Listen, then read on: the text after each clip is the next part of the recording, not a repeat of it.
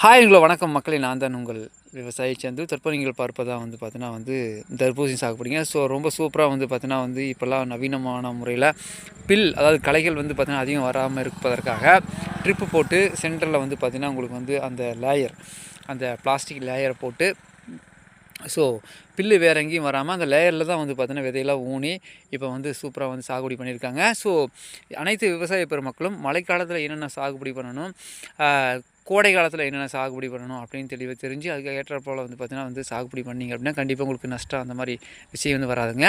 So குளிர்காலத்தில் பார்த்தீங்கன்னா அவரை, துவரை, மிளகாய், வெங்காயம் இந்த மாதிரிலாம் சாகுபடி பண்ணுங்கள். கோடை காலத்தில் பார்த்திங்கன்னா உங்களுக்கு கரும்பு, மஞ்சள் இதெல்லாம் வாழை இதெல்லாம் நம்ம பண்ணலாம்.